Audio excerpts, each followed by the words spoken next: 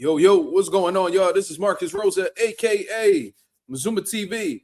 Back at y'all with some more boxing talk, man. I hope everybody's having a blessed, beautiful, positive, productive night. I hope you had a great weekend overall, man. I'm back at y'all with some more boxing talk. We're going to be speaking about Devin Haney versus Ryan Garcia, getting into a heated exchange over social media and what that could mean in the future of the welterweight division.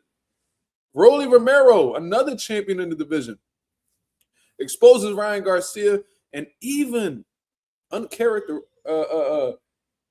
bit uncharacteristic of him, calling out Devin the Dream Haney. You feel what I'm saying? But before we get into that, if y'all could please hit the like button on the way in, that'd be very much appreciated. We on the road to 4K. We well into that 3,300 mark, about to crack that 3,400 mark in due time. Shout out to the nation and the mob for making this possible. I see a bunch of people already done received them notifications. We got 17 people in the building already.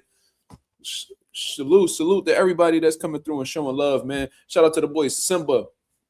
He said, love your channel, Mazuma. These hard nights you're tired are the days that will pay off. Keep going, champ. That's definitely the intention, brother. I appreciate you very much for coming through and spreading your positive message. You feel what I'm saying? That positivity does go a long way, so thank you very much. You feel what I mean? I'm going to go ahead and put this on subscriber-only mode because if you are not subscribed, why would we care about what you got to say? Simple and plain, man. Hit them likes, get the algorithm on the up so the people know that Mazuma TV is live. Marissa in the building. What's going on? What's going on, little sis? How you feeling?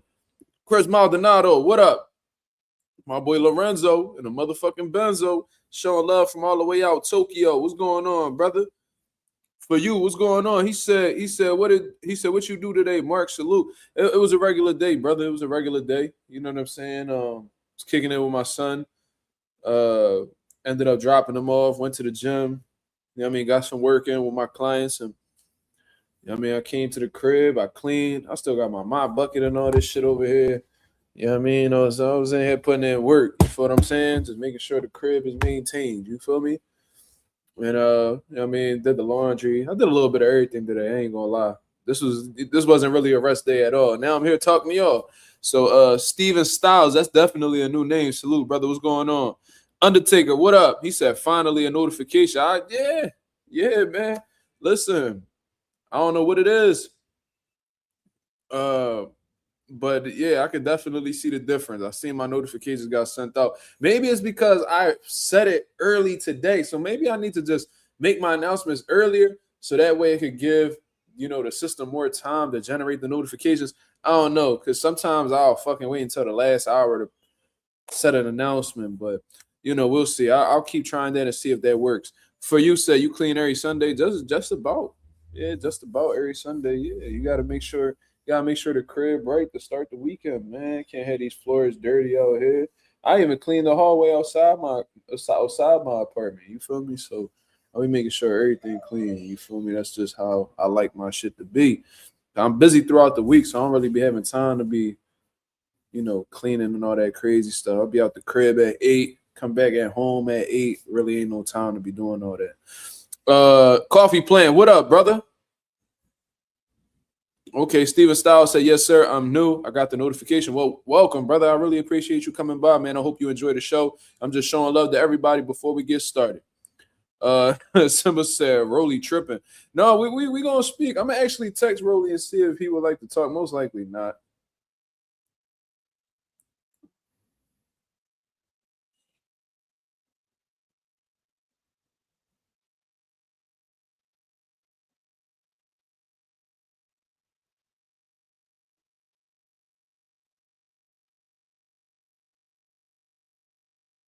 He probably going to say no. You know what I'm saying?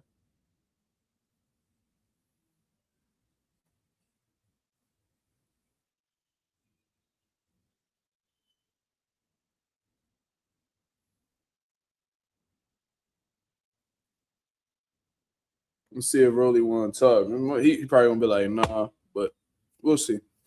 Yeah. Me and ROLLY are, I mean, Marissa says she clean every Friday. You definitely got to take a time out the week to do it. I mean, cleanliness is next to godliness. That's what they say, right?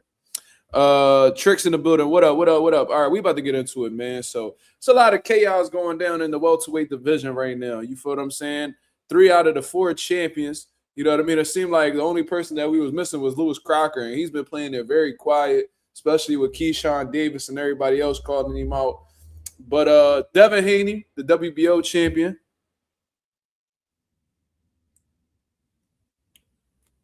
He said he busy right now. About that, he gonna knock out he got a conference tomorrow early.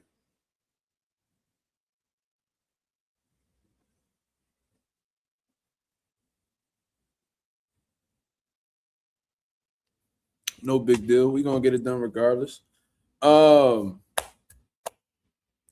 Devin Haney, the WBO champion, Rolly Romero, the WBA champion, and Ryan Garcia, the most recent, the new WBC welterweight champion. They all seem to be getting into it on social media. I didn't really hear Ryan Garcia acknowledge Rolly Romero too much, but it was a situation where Devin was pretty much going at it with Rolly and going at it with Ryan. But we're going to start with the exchange that had happened first, and that was with Ryan Garcia. Now, Ryan Garcia has been doing a whole lot of yapping out the mouth since becoming champion.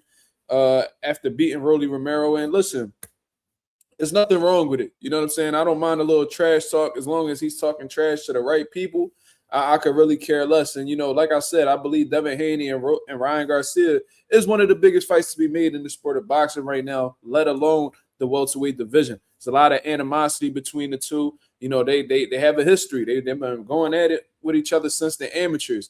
They actually fought in the professionals. Initially, Ryan Garcia won, but after testing for PEDs in his system, the fight was ruled a no contest. So, it's definitely gotten personal between the two. Devin said that Ryan has, disrespected his religion in the past, and that seemed to get him a bit out of character. And I do think that Ryan Garcia is still like pushing the envelope with the religion thing. You know what I mean? I do, and I'm gonna keep it real. I feel like a lot of people are Islamophobic. I guess that's the word that you would say. A lot of people have a lot of negative things to say about Islam as a religion and things of that nature. I don't really get too much into that. I don't claim a religion, to be honest with you.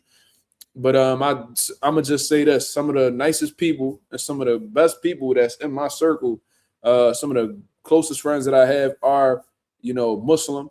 So I do have a lot of respect for their religion in totality. But regardless of who you deal with or what you recognize as your religion and things like that, Ryan Garcia has talked shit about Muslim people in the past, along with black people and things of that nature. But regardless, both of these guys, with the history they have, the bad blood, and them currently both being champions in the same division, this is literally what you could call a mega fight. You know what I mean? It just makes all the sense in the world to be made next, to be honest with you. Like, why are we talking about any other fight for either one of these guys? You know what I mean? Devin Haney, he was talking about fighting Xander Zayas. That's a cool fight, but that's not a fight that's necessarily needed. That's not a fight that's heavily in demand, in my opinion. Out of all the other champions that's in the division, yeah, you could fight Rolly. Rolly was acting like he didn't want to fight Dev at first, but now, Rolly out here pretty much making it seem like he's interested. So there's another option for Devin Haney. But regardless, Devin Haney, Ryan Garcia is the biggest fight that could be made for either one of these guys. Who's Ryan Garcia going to fight that's the equivalent to Devin Haney in terms of demand right now? It's definitely not Shakur Stevenson. Shakur Stevenson definitely is one of the faces of boxing. He is, a hot commodity. He is a popular fighter. However, him and Ryan doesn't have what Devin and Ryan have in terms of, having the full package. You know what I'm saying? With the controversy behind, they first fight and all of that good stuff, man. You see what I'm saying? So we're just going to get into the exchange right now that had, what had started earlier today. It's been a lot of back and forth since then. So let's go ahead. And I think this was the first tweet that we saw earlier today. It says, Haney, if it's time to end you, it's time. You will be erased. I heard you speak in my name. If this is what you want, let's start the discussions. Mark my words. You'll never fight again after this. So let that sink in and accept it before you say yes. Oh, wow.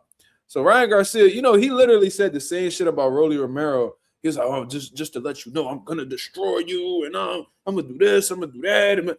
And Rolly was just on his peaceful shit to himself, not really caring about what Ryan had to say. And we know how the way that fight turned out. So, that's definitely a threat from Ryan Garcia. But do we really care about what Ryan Garcia says? Not really, because he said some things and then done the complete opposite. So Definitely not a man of his word, and he don't be walking in how he be talking in most of the time. But regardless, here's a flyer that is showing Haney versus Haney Garcia too, and he says war has been declared.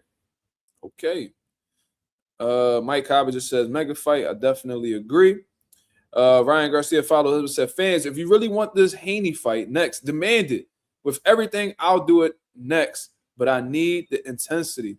What do you mean you need the intensity? The fight is definitely going to sell itself considering everything that you guys got going on. I don't know why we have to. Why do you need the intensity? Do you need to motivate yourself to fight a Devin Haney? That should be a fight that you want. You know what I'm saying? I don't really understand. He says fight of the summer. Are they targeted for the summer? And this is the conversations I really don't like. You know what I'm saying? Haney doesn't understand he's the B side. I don't understand why that's even being brought up. Like, are they having conversations behind the scenes and they're arguing who's the A side, who's the B side? Because from my understanding, the whole time, since we've been having Turkey Al-Sheikh, that A side, B side shit really been out the window. Because he's giving both of these guys what they feel like they're worth. You know what I mean? So who cares at the end of the day? You're a champion. He's a champion. If you're getting paid what you feel like you're worth, if Devin Haney's being paid handsomely as well, why is that even something to be spoken about? And I love how Ryan Garcia has this whole A-side mentality, but it's like, bro, I heard that your tickets with you and Barrios was literally 50% off 2 weeks before the fight. So it's like, bro, if you're a legitimate star that you claim to be, you know what I'm saying? Like you couldn't tell Mayweather to sell his tickets for 50% off. You're like, shit, the fuck I will. You're gonna go ahead and you're gonna buy these tickets. Or, it is what. Why would I sell them for 50% off when I know people gonna buy it for full price? Like, don't really. I just don't understand it. Salute to my boy Junior Frank in the building. What up? What up? Red Rum said I fuck with ROLLY heavy, but that version of Ryan that version of ROLLY that beat Ryan will probably whoop him worse than Pitbull did him. Bro, styles make fights, Red Rum. You got to understand, just because Ryan performed that way against Barrios don't mean that he's going to turn around and do the same thing to ROLLY. Totally different styles. They bring different things to the table. Mario Barrios is a whole lot more hesitant. You know what I'm saying? He's been on the decline since that Keith Thurman fight, to be honest with you, man. Rolly Romero brings a different type of explosiveness, a different type of power. He's unorthodox in comparison to, Mario Barrios, who I feel is textbook.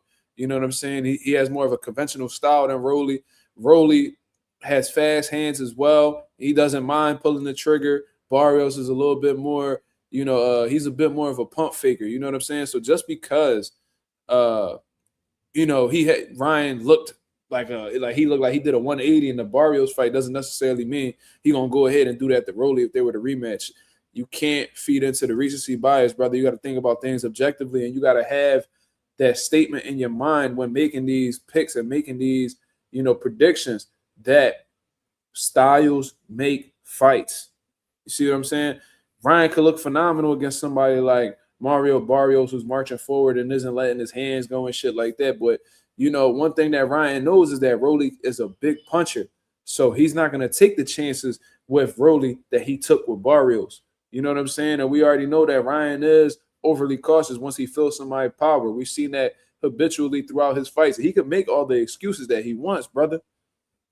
But at the end of the day, he is cautious when it comes to big punchers like a Gervonta Davis, you know what I'm saying, a Rolly Romero, and, future punches that he may face in the, later on down the line. You know what I'm saying? But anyways, let's get back into this right here. I just don't understand the B side, A side talk. Turkey Al-Sheikh is involved, y'all. You don't need to sit here and plead your case as to why you feel like you deserve this much money. But I'm sure Turkey Al-Sheikh is going to take care of y'all guys financially. You know what I'm saying? So, miss me with the bullshit, to be honest. So we move on. Now, I think this is when Devin Haney starts to talk. You know what I mean? Shout out to Devin Haney in the building. I love the fact that he's encouraging about this fight. So I don't want to get into the ROLLY shit yet. You know what I'm saying? But I really don't like this dude. Jay is back, bro. If I had the chance, I would really slap the dog shit out of him. Just saying. I know that's a bit irrelevant, but, it is what it is. Every time I see this dude, he talking shit, gossiping like a straight pussy, like a female. But anyways, this was Devin Haney's response to that first tweet. He said, let's start our VADA testing so we can make the biggest fight in boxing. So he's letting Ryan know, bro, if you want this fight with me, you're definitely going to be under VADA testing because you're not going to get away with what you got away with the first time. I seen Ryan Garcia respond to it. He was like, yeah, no worries. We could get that done. So that's definitely a good sign. You know what I'm saying?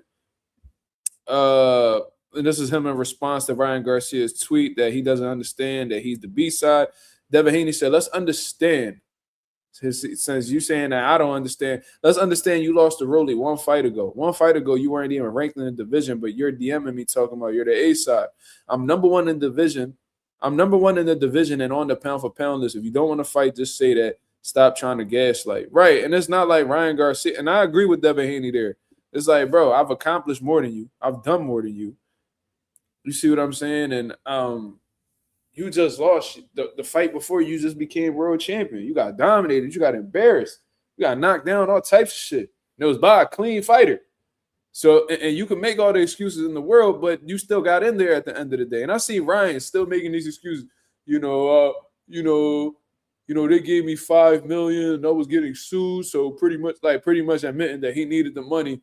And then he was like, I didn't really have enough time, but I forced myself and I didn't follow my heart. And shut the fuck up, bro. And Romero exposes all of that, so we definitely gonna get into it.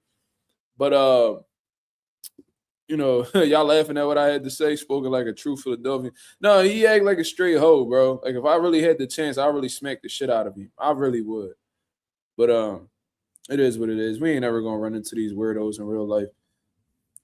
Lorenzo said the fact Ryan ranked higher than ROLLY at 47 is wild too. Yeah, I saw that. I didn't really understand that at all. That's how you know that these guys have like agendas. They want to push certain narratives. They want to act like ROLLY don't exist, but it's like ROLLY just beat the shit out Ryan in his last fight. So how the fuck we gonna sit here and act like because Ryan just beat Ryan just beat Barrios and became a world champion, that just dismisses the idea of him losing the fight before. Like I don't be understanding these rankings, bro. That's why we do our own rankings and we keep this shit as 1,000 as possible because at Mazuma TV we don't get into that bullshit. You feel what I'm saying? We give motherfuckers their props whether we're fans of them or we're not. It is what it is. So let's continue on. Devin Haney definitely proves he makes a valid argument there. Then on top of that, Ryan don't be selling how the way they want y'all to believe that he's selling. Like I said, I was just reading some shit my boy Jay Cash put me on that they was selling the tickets for 50% off 2 weeks before the fight. Like if niggas is doing that means they trying to get rid of them because they got too much in their hands right now. So I don't understand where this A-side shit is coming from. It's almost like Golden Boy they love to be the A-side. You know what I'm saying? They try to claim Virgil was the fucking A-side for Boost and all that bullshit. But anyways, so let's go on. Let me see. See, look at Ryan Garcia. He said, Devin clearly letting the fear get to him. He's delusional. In what world does he think he has any say? So you're the A-side. Devin Haney has no say-so. So based off of that, Devin Haney just brings nothing to the table. You're the one who brings everything. You see, this is why, like, I don't really be too fond of these motherfuckers, man, because in their heads, they really be thinking that they bigger than the fucking program. And it's like, bro, if it takes 2 to fucking tango, y'all both have a say. Especially if y'all both world champions. Y'all had a big first fight. You know what I mean? Y'all need each other. And I don't hear Devin saying this. I only hear Ryan saying this. And whenever Ryan's in a power position, he always acts like this. He acts like motherfuckers got to kiss his ass and motherfuckers got to respect what he got going on and fuck everybody else. This level of arrogance. And then like he tries to push like this humble narrative with like this whole, I would like to thank my Lord and Savior Jesus Christ. But then, he taps into a whole different other side of himself where he's an arrogant fucking prick. This is why I can't respect motherfuckers like this that play behind the Bible. Oh, Lord, man, thank my Lord and Savior Jesus Christ, man. I love you, Jesus. and then you want to talk like this. It's like, bro, that's not what would Jesus do? Don't your bitch ass be walking around with them bracelets or some shit like that? You should, nigga. Look down at your bracelet. What would Jesus do? Jesus wouldn't be talking about another man like that. You know what I mean? Y'all look at these motherfuckers as like y'all role models and shit. You feel what I'm saying? Then you want to you show a whole different side. That shit just be making me feel like your whole fucking persona is fake. You feel me? But anyways, in his heart, he knows he lost that fight because I'm the better fighter. He can't get himself to be truthful to himself about our fight. Probably won't happen because he's a bitch. There's not other excuse. Okay. If you are so sure you would have won, you would take the fight. You won't because you're a bitch. Simple. Knocked you down 3 times. The next time you get dropped, you'll wake up connected to an IV and doctors monitoring you. He talking crazy as shit. But I just love the fact that Ryan Garcia is saying all of these things, but simultaneously won't admit that he was under performance enhancement drugs while all of this was going on. That's the reason why you don't have a win over Devin at the end of the day. Yeah, sure, you knocked him down 3 times. Sure, you dropped him and all that good stuff. You feel what I mean? But speak about the whole situation. He tries to maneuver around it as if people don't know, as if it isn't public knowledge. It's like, bro, that whole memory that you have about the fight, that shit doesn't count. You're just better off just deleting that shit off of your mind and start. You need to start from scratch to really redeem yourself, because this shit, you can't be bragging about your old work when your old work was enhanced. Your performance was not natural. You see what I'm saying? So there's that. Devin Haney said, I fear no one or nothing but Allah. Okay. And I think Ryan Garcia responded to this. And you let me know if I'm tripping or what. Let me see if I can find that. Look. I fear nothing. I feel no one or nothing but Allah. And then he says, fear the Lord with the Christianity emoji. See, that's the shit that I be talking about. Like, it's like it's given like an undertone as if he's trying to say like Christianity is superior to Islam. You see what I'm saying? And I'm not trying to dig too deep into that, but it's like he's saying, I fear no one and nothing but Allah. And then he says, fear the Lord. And it's like, Brian, you know that they go hand in hand. And then the fact that you put a Christianity emoji when you know that you're speaking to a Muslim, it's almost like you're trying to differentiate yourself from them, or you're trying to make it seem like your religion is, superior to theirs. You feel what I'm saying? And that shit just goes to show. I see why Devin Haney had gotten upset in the past. So that's just how I view the shit. Am I reaching? Y'all let me know. Y'all let me know if I'm reaching. You feel me? But that's something that I did notice, and I'm like, kind of a superiority type undertone when he responded to that tweet right there. But anyways, bro, it looked like everybody, it looked like a motherfucking free-for-all in this joint, bro. Bill Haney said Haney versus Garcia 2 done right. Ryan said, shut your bitch ass up. You know you are somewhat aware, so be real and understand. You just want that ass whooping again. My dad will out-coach you any day. You can't keep up. Bill said, couldn't make weight. You was 3 pounds over, fake fat boy, and positive for PEDs. Henry does a terrible job with you as a person. As a person. He said, fuck a coach. He do a bad job with you as a person. And, yo, look, man, listen, I'm not going to tell motherfuckers how to be fathers and shit like that. As long as you're an active father, I got respect for you. But you definitely, you can tell based off how the way Ryan operates and how the way he moves as a person, there's a lot of shit that Henry didn't really teach him, or Henry taught him a whole bunch of nut shit. Like, this dude, Ryan Garcia, lacks accountability. He's a fucking racist, and he's a fucking cheat. You know what I'm saying? So if you're a fucking cheat, you're a racist, and you lack accountability, and you got like this victim's complex, what is it that you was teaching this motherfucker when he was growing up? To blame other people, to not take battles head on, and just throw it on everybody else's shoulders and just hope that it works out for the best. Yeah, I remember that shit, Bella. Henry did call Bill nappy headed, and that's a derogatory term towards black people, and we hold him accountable for that same day that he said that. And Bill, and Devin Haney called it out during that press conference. You could see Ryan getting all uncomfortable. Oh man, let's just chill. Oh, let's just chill. Like he knew that like where there was smoke, there was motherfucking fire. And once Ryan Garcia got that liquor in his system, he let us know that shit that Henry Garcia was on was passed on to him. So in my eyes, they both got that racist stain on their jacket. It is what it is. Bray, what up?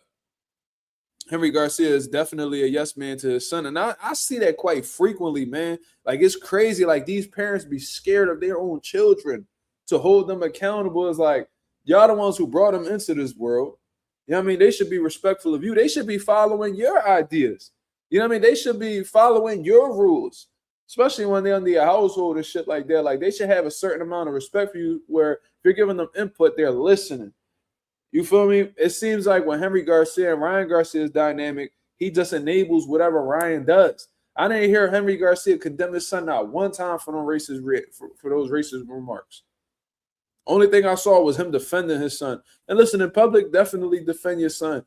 But one thing I know for certain, I'm very confident in, is that Henry Garcia did not sit down and talk with his son and let him know that he was dead wrong for what he did. They probably blamed it on the alcohol and kept that shit moving.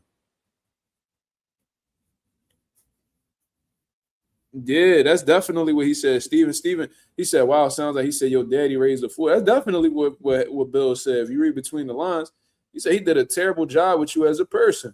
And when you look at that, if you get a real in-depth, point of view on Ryan Garcia, yeah, his dad did a whole lot of lacking with, guiding him and teaching him about certain morals and integrity and shit like that. Because Ryan Garcia lacks that. He said, I saw my cousin beat your terrible, lying, obnoxious son and Sean Haney. I saw that fight, and that was, to me, I thought Sean Haney won the fight convincingly. So, but that's the amateurs for you. I've been told y'all about that. So that's completely irrelevant. I don't even know why Ryan's bringing that up. You bragging about another nigga's work. That's corny as shit. Where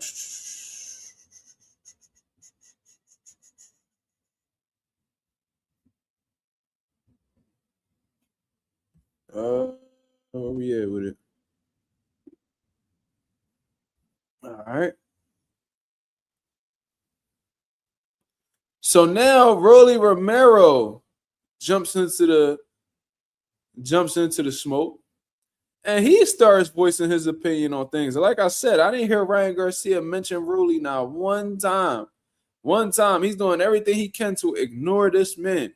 So let's see where let's see where Rolly starts with all of this. So he starts with, this is Ryan Garcia's video where he's making these excuses, trying to make people feel bad for him and what he had going on. This is what I mean by Ryan Garcia lacks accountability.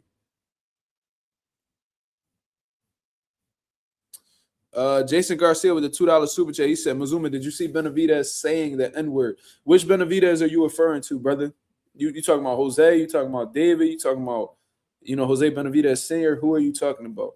Let me know in the comments.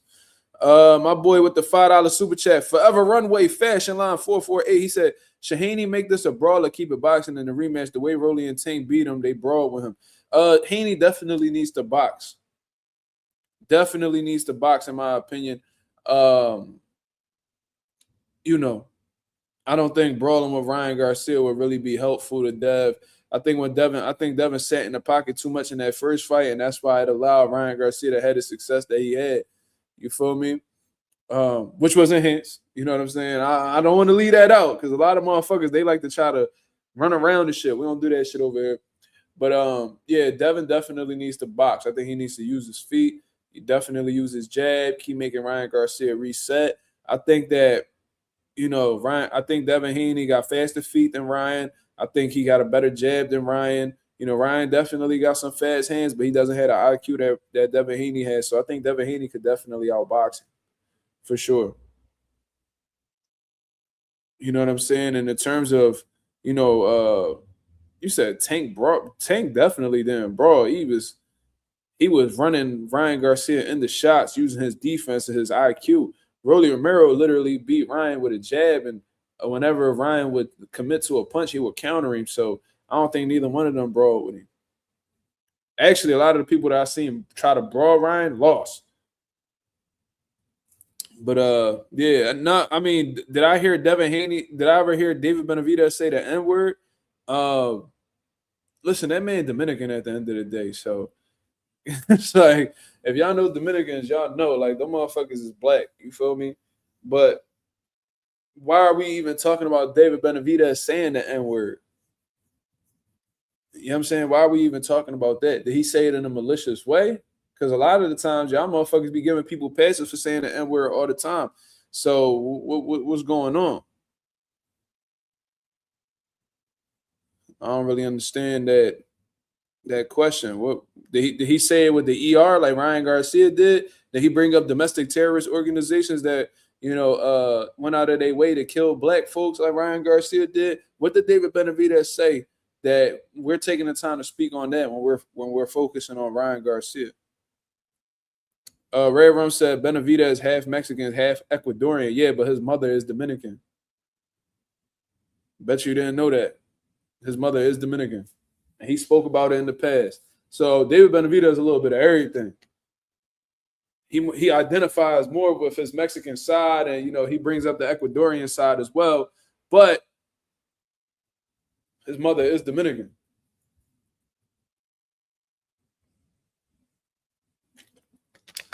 Yeah, Sean did beat the young bull. Yeah, but this is I agree, Anonymous. This is disruptive. So let's go ahead and go into this video where Ryan Garcia making these excuses. When I tell y'all he has accountability issues, this is what I'm talking about. Instead of just admitting that he lost and ROLLY was the better man, this is what he says instead. For the ROLLY's fight, I made a decision that went against my instincts and my heart. Why was that with ROLLY? Because I owed some Ryzen like $2 million. Prime was suing me. Bills were like on my ass, and then I had a whole year of drinking and all that, so my body wasn't right and my mind wasn't right. But they're suing me. The bills was piling up. I had to pay this person, and I was drinking for a whole year. They're like, yo, you're gonna make $5 million, but like, come on, he sucks. But my instinct was like, no, there's no way I could get ready in 2 months. And I tried to be like, come on, I could do it. And I was like no. But then I went with the money, right? No longer went from my instincts and what I felt God was pushing me. I went with like, here you go, bringing up God. The world would do. Well, $5 million, just do it. And I did. And then look what happened. Like that's the product of me not following my heart and my instinct. And nigga, you ain't got no fucking heart. Nigga, talking about you ain't follow your heart. How the fuck you gonna follow something you don't have? Every time you face adversity, you crumble, nigga. That's it. And then whenever you in a high intense situation, you either quit or you cheat. Like, that's all that really is to Ryan Garcia, man. The niggas be making it seem like I be hating on the nigga. No, I'm just stating the obvious. And a lot of y'all motherfuckers is enablers, and y'all try to go around the real shit. Y'all niggas be scared to address the elephants in the room. This nigga Ryan Garcia is literally one of the most, like, childish motherfuckers that I ever seen going to this boxing game, bro. This nigga will get smoked in one round and find a way to make an excuse. This nigga would dead ass stop in the middle of the round, look right in the camera, and be like, I quit.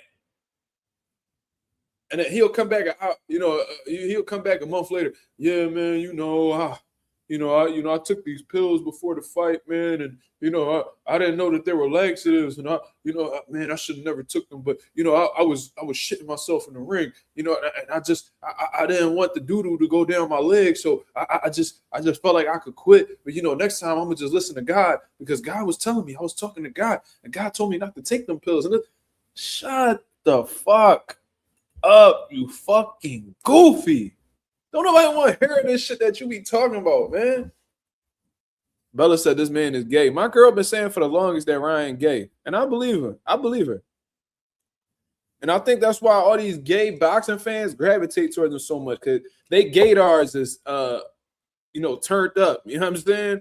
They gaydars is fucking going through the roof right now. Like they They could feel that shit. And Devin, and not Devin, and Ryan Garcia's aura for sure. Like that shit's radiating off of him. Their gator is going insane right now. Yeah. Justin Jackson said, "Shut that fuck up, pussy." Yeah, real shit. Crazy. Duarte lost to him though. Gotta give Ryan credit for that. If he wasn't on the juice. But this is Ryan Garcia for you. Following money. Money will come along with how you're supposed to do things. For the Rollies fight, I made a decision. When you don't do things the right way, you get fined, dickhead. And banned for a year. Stupid ass. Anyways. And this dickhead talking about Ryan Garcia only got paid $5 million. Well, nigga, how much money you got? You only got how much you got? I bet you ain't got a fraction of that what that nigga got. There goes that fucking weirdo for you. But anyways, Rolly Romero responds. And he says Ryan Garcia only had 2 months to prep for me. Wasn't he getting ready for AMPO in Japan in December? Yes. When that motherfucking Japanese dude crumbled that paper up, threw it at him and said, fuck you, nigga, fuck you, nigga. Fuck you, motherfucker. You know what I'm saying? So I remember that. And then Oscar De La Hoya he flagged that shit because he was like, you think you're going to fight without me? Ryan, you can't fight without my permission. We own you, Ryan. Yeah. So no, you cannot fight. Not with Golden Boy. No. Ryan, you're a badass, but you're not that badass. So he flagged that fight. Ryan was sick of shit, act like he had an injury. Remember when they said he was injured? He had to pull out of that fight. Wasn't he getting ready for Pitbull? I remember that as well. Ryan is the biggest joke in boxing. This nigga Rolly pulled up ChatGPT to do some quick maths for him. He said, how long is January 20th to May 2nd? 102 days. 103 days if you include January 20th as day one. So 102 days. So 102 days is about 3 months and some change. 3 times 4, that's 12 weeks and some change. So in reality, Ryan had 12 weeks, 8 weeks. So Rolly Romero using a bit of logic here, as a man should. You know what I'm saying? And then Rolly goes on to say Ryan is the biggest coward in boxing. Ducked our rematch clause. Didn't even know they had a rematch clause. When we had the entire deal, person, venue, splits done. So damn, they was close to finalizing that rematch. Okay. He gets scared and decides to fight a complete weight drained Barrios. He only wants to fight pillow-fisted bums. Damn. So who he talking about? Who's the pillow-fisted bum? He goes on. Rolly said, Ryan knows if he actually threw punches with me, he knows he get knocked out cold.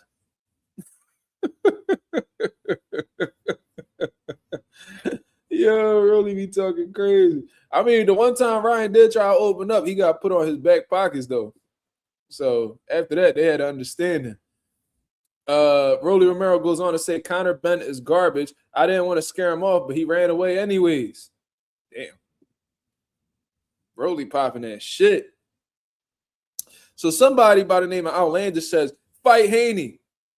He says he likes to sue people when he loses, but I knock him out cold. Let's make it happen. Now, that is the first time that I've ever heard Rolly Romero ever say that about Devin Haney. He's always talking about that he had inferior genetics, that he's really his biological father. The motherfucker was saying everything except that he would fight Haney. So this is a bit unusual to see. It's almost like I was like, yo, this motherfucker hacked or some shit, because every chance that he gets, whenever being asked about Devin Haney, he always seems to go around it. I remember the other day, he was like, I don't want nothing to do with that fight. Why didn't he call me out before? He didn't call me out. His dad called me out. So that's just the type time that he was on. But now he talking about, let's make it happen. So it seems like Rolly Romero has a change in heart. I wonder why. So then he goes on And Outlandish responds, Outlandish on some bullshit. Let me see. So he says, trust you. You will go through Vada before fighting him because he will want that. Then after you knock him out, he'll find a way to say you cheated. Rolly says, Vada, I enrolled in everything without question every single time. Let's get tested every single day. I don't care. You won't hear Ryan saying no shit like that. Anyways, so I don't mind that comment right there. He says, also completely unrelated, but I didn't want to fight Pacquiao out of respect for the legend, nor would I have got my credit, but he kept calling me out, then waste my time because he is so broke, he wouldn't stop asking for more money. God damn. Damn, Rolly, you airing out Manny Pacquiao like that? God damn, what the fuck? Damn, Rolly out here talking crazy. She out here. That nigga threw a shot at Manny Pacquiao. He get his shit off. That nigga said Manny Pacquiao broke. Ooh-wee. So, I mean, you know, I'm not surprised. Yeah, I'm not surprised. But anyways, that's just how the way he feels. So he goes on, Ryan will never say this because he know he guilty. So let me see. Yeah. So I agree with that. So the dude just pretty much said what I said. Rolly said, I'd fight Ryan while he's on steroids and still whoop him. He don't even got to enroll in VADA. I'll enroll myself and let him take whatever drugs he wants. If he want to take Osterin or testosterone or do cocaine, it's fine by me. Have fun. Yo, this nigga Rolly talking crazy. Man, I wish you would have fucking got that phone call in, man. That should have did numbers. But he pretty much like, yo, Ryan could do whatever the fuck he want to do. That shit ain't gonna change what I do to him. And it reminds me of a conversation that me and him had it. And I was like, yo, so how you feel about Ryan? Like, how you feel about the fight? He's like, man, he said, bro, I'm gonna tell you something. He said, Ryan was a bitch when I met him. He's a bitch now. And he will always be a bitch. Like, he will forever be one. And I'm like, damn, why you say that? Right? And I knew the answer, but I just wanted to know his perspective. He was like, bro, like, he ain't got no heart. He said, once I hit him, like, he gonna go. Like, he called exactly what was gonna happen, which is fucking hilarious to me. He said, I've known him since we was kids. Like, when he get that shit put on him, he be looking for a way out. So I'm like, and that's exactly what happened, bro. Rolly was mad confident. And it's just, at the end of the day, some niggas just got your card. You feel me? Unless Ryan rematches Rolly and beats him, like, some niggas just have your card. Like, they don't have to be the most skilled, whatever the case is. Y'all can fight 10 times. They're going to find a way to beat you all 10 times. And I think that's the situation between Rolly and Ryan, because if they sparred when they was young boys and Rolly beat him up, and then they fight when they both in the primes of their career and then Rolly beats him again, what the fuck am I supposed to believe? He got this nigga card. He got it. And he pull it every time. So it's like, he got the right to say that shit because every chance he gets, he be whooping on Ryan. So what the fuck? So Devin Haney responded to that first comment that Rolly wrote when he threw a shot at Dev. He says, we could have made this fight months ago. Now you desperate. And look, man, we can't ignore what Rolly Romero has said in the past. This motherfucker said he ain't want nothing to do with the Devin Haney fight. That he don't want to fight Dev. That's not a fight that interests him. But maybe, to be fair, and I'm not defending Rolly, maybe he was saying that because he had some more, he had different options at the time that he was locked in on. But it just so happens that all of those has seemed to walk away or just weren't able to be made, which goes hand in hand with what, you know, Devin Haney said. Like, yo, you ran out of options. Now you desperate. So now this motherfucker Rolly ain't got nothing scheduled. He definitely don't want to face Garcia in that mandatory opportunity. So he's like, man, I need to go ahead and get me a big fight so I could have a reason to not fight Garcia before the WBA calls for it, right? So then Rolly Romero follows up and said, oh, now that I called your bluff, you want to run away. So much for the big tough guy act. Sign the contract. I hate that. I hate that term, bro. Motherfuckers will say sign a contract, and the whole time they haven't even negotiated. You know, they haven't come to terms. Nobody has even contacted each other yet. So what the fuck are you talking about? Sign a contract. Don't really get that at all.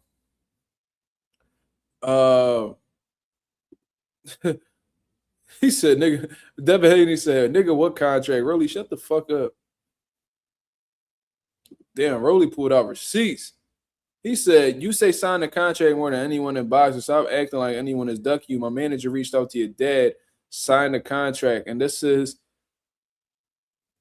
Devin Haney telling niggas to sign the contract on multiple occasions.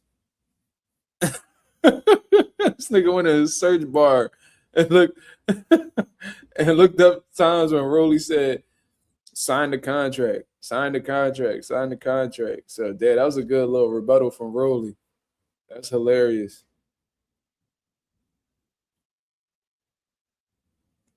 That's funny as shit. I ain't gonna lie. Oh, shit. Devin Haney said, yeah, when a real contract is actually sent, dumbass, fuck you and your manager. You made up all these reasons to not fight me, so now stand on it. Go find that mandatory. So now Rolly Romero said, y'all just got the call. May 30th, New York City at the Barclays on Amazon Prime. Balls in your court, Ducky. Holy shit. Holy shit. Yo, Dev, you might need to go ahead and pull this nigga card, cuz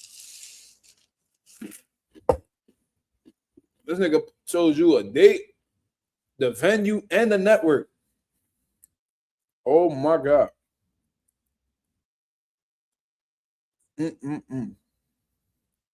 Dev, you might need to go figure out what that's about, man.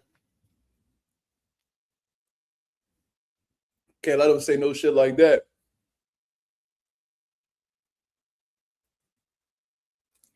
Now, can Rolly be bluffing? Yes. However, you need to take it upon yourself to see if he's bluffing or not, because this may be a situation where it may be very much real. So that's what I would say. You need to go pull that nigga card. Yo, May 30th, what? What we doing? What? So we gonna see, man. But that's Rolly Romero's words. I don't know if Devin Haney said anything else besides that. 2 hours ago, Devin Haney said, I didn't know his manager was Lewis. Talking about Rolly Romero's manager is Louis the Cuba. Shout out to him. I knew that already from previous conversations with Rolly. He said, that's my guy since way back. We haven't got a call from him, though. So it sounds like Rolly said that y'all just got a call. Devin said he didn't get a call. So somebody's lying. Somebody's lying. So we'll see. 147 on fire right now on Twitter. So let's see what happens, man. You know what I'm saying? I just showed y'all all these different tweets. There was probably some tweets that I missed out. My apologies for that. But regardless, 147, the three champions are going at it with each other. Rolly shooting at Ryan. Ryan's not willing to look in Romero's direction for some reason. Bitch shit, to be honest, because Rolly even brought up, yo, we had a fucking he said, yo, we had a rematch clause. We had the venue booked, the split it. Like everything was close to being finalized, and you wasted my time. I walked away to go fight Mario Barrios, who's clearly the easier work. You didn't want to take back-to-back L's or put yourself in a position to take back-to-back L's, so you avoided the rematch. When I'm sure y'all was the ones who put that rematch clause in your contract. So Ryan definitely ducked Rolly to go ahead and fight easier opposition, in my opinion, to become world champion. Everybody knew Mario Barrios was an easy lick. I was rooting for the nigga, but we all knew what was going to happen. You feel what I'm saying? So Rolly shooting at Dev for the first time ever. Devin like, yo, you desperate, nigga. Like, you, what's up? Like, we could have fought a long time ago. Now you want to come around and shit because you ain't got no options. Go fight your mandatory. And Rolly just told this motherfucker a whole date. Rolly just told May 30th, New York at the Barclays, man. On Amazon Prime. That man just told you everything. And he said that that his manager called y'all. So we gotta see what's going on, man. Some great fights that can happen in the welterweight division. All the guys that was at 35, like those guys who had like regular titles and world titles, now they up there. They causing static. You know what I mean? Before you know it, Richardson Hitchens will be up there. You better not be, I'm trying to tell y'all, yo, Hitchens, you better not have your next fight at 140, brother. I swear to God. I'm going to find your number and I'm going to curse you the fuck out, bro. Don't make me do no deep dive to find what your phone number is, nigga. So there's that. Then, you know what I mean? This motherfucker, Teofimo Lopez, about to jump into the division. You know what I mean? It's gonna be some good rumbles going on, man. Gonna be some good rumbles. Bella Faye said Haney versus Garcia 2 next. I agree. I think that's the biggest fight to be made out of everything that was just mentioned. You know, if they can't come to agreements, then I think ROLLY will be the next big fight for Haney. You know what I mean? Ryan Garcia probably gonna fight Shakur, whatever the case is. Now Ryan Garcia talking about he could make 140. Like, what the fuck? Like, what are we even talking about? Like, you talking about going to 140. You ain't make – so, if you go ahead and you make 140 for Shakur, but you blatantly miss weight for Dev, in my mind, you clearly – like, that you cheat. Then that's just another way that I could call you a cheater because you knew that you could have made 140, but you purposely chose not to have an advantage. That's cheating. So, whatever, man. It is what it is. Yeah, Yasir said phone number. You know I don't fuck around. How you think I got ROLLY number? I'll be, yo, all these motherfucking numbers is accessible, man. Forever Runway with another super chat with the $2. He said ROLLY versus Brian Norman Jr. That's a great fight. That's a great fight. Especially if ROLLY's disciplined defensively. You know what I mean? Like he was with Ryan, and, you know, he's being a little bit more technical, and then he bring that little bit of aggression with him too. Brian Norman gets hit just like ROLLY do. So that's a great back and forth. That, you know, that fight could be done early. That fight could go the distance. Both these motherfuckers could take punishment. You know what I mean? Brian Norman's still a little green. He might be a lot better after the Devin Haney fight and stuff like that, but he's still real green, inexperienced at a championship level. ROLLY done had some highs, had some lows, you know, fought at a championship level multiple times. So he may have the advantage in the experience department, but Brian Norman is a fucking monster, and he could definitely get ROLLY up out of there if he gets his shit together offensively. So that's a great fight. I love that fight. I want to see because this motherfucker Polanco be talking crazy. I think somebody need to pull his card. I don't know if Norman gonna be the one to do that, but I need to see that shit. Southwest said Ryan a clout chaser. Absolutely. He never, bro. When have y'all ever seen Ryan Garcia do an interview where he was like, you know what I mean? Like, I lost. You know what I mean? He was just a better man than me tonight. You know, I'm going to go back to the drawing board, see what I did wrong, and come back a better fight. You never heard Ryan say that. Every time Ryan has like a down moment, whenever he's caught red-handed or he loses a fight, he always got some shit that he makes up to try to justify why shit went the way it went, instead of just keeping it real. He said, live for the fade. What up, brother? I like that name.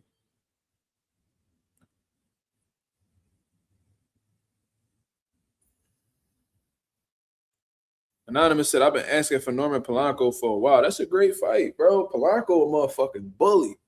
You feel me? He like to fight. He got some malicious, he got a malicious heart when he in that ring, man. Brian Norman, he a humble killer in his own right, man.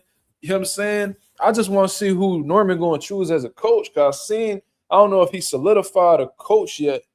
I seen he was with Derrick James. I think I seen another John where he was kicking it with Ronnie Shields,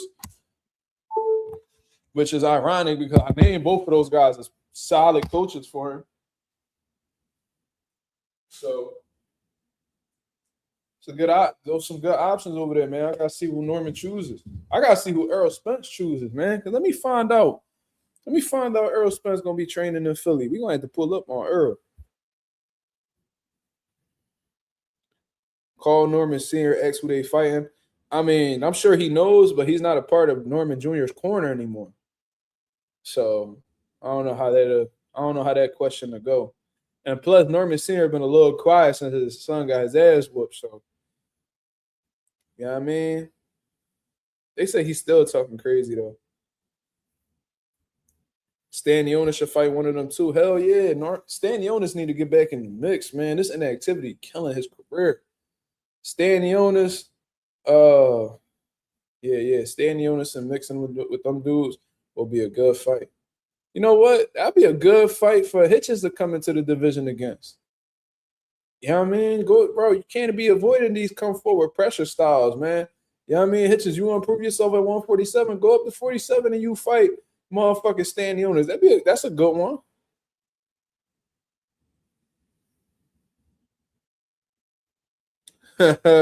He said, "What's up, Azuma? I'm Amir, the Saudi dude, as you said it."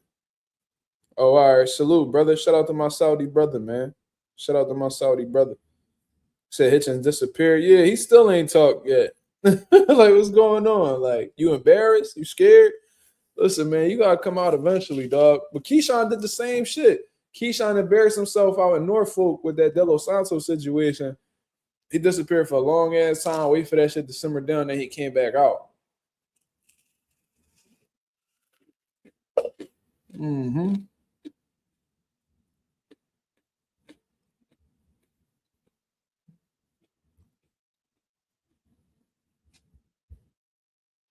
All right. Mm-hmm.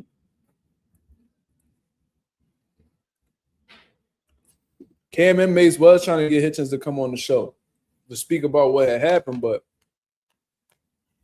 Hitchens been MIA. They like to do that when shit get hot. They like to stay off the block till shit cool down. I don't really understand it. You know what I mean? I think you gotta face the people. You feel me? Like, that's why I respect Brian Norman Jr. because when he lost to Devin Haney, he popped back out. He wasn't hotter than nothing like that. You feel me? Even Conor Benn, when he lost to Chris Eubank, he wasn't hotter than none of that.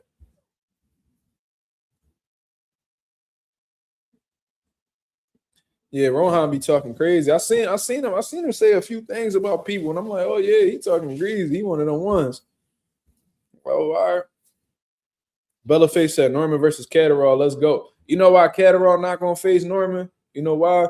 Because Catterall got that #1 spot, and he ain't giving nobody an opportunity to possibly take that joint. He gonna sit back and wait for the WBO to mandate that shit. That's what's gonna happen. But the WBO said that Devin Haney's like in a voluntary. He has his voluntary defense, and after that, they might order him. So, you know, Jack gonna have to wait a little bit. He could probably take an in-between fight, but that in-between fight most likely is gonna be somebody on the WBO ranking. So at the same time, that fight might be possible. But Norman is very dangerous for a Jack Catterall, though.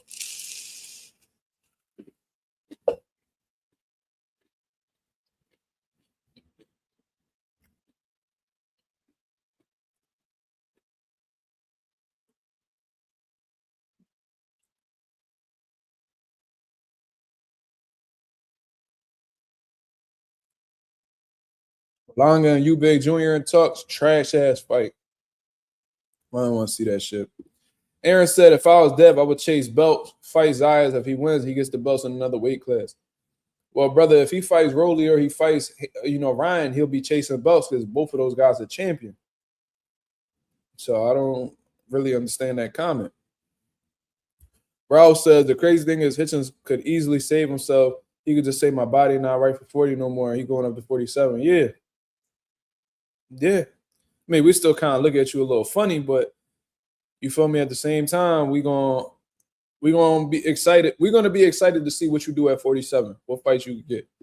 ETC in the building. What up, brother? He said Catterall's supposed to be trying to fight Jose Ramirez in May. Solid fight.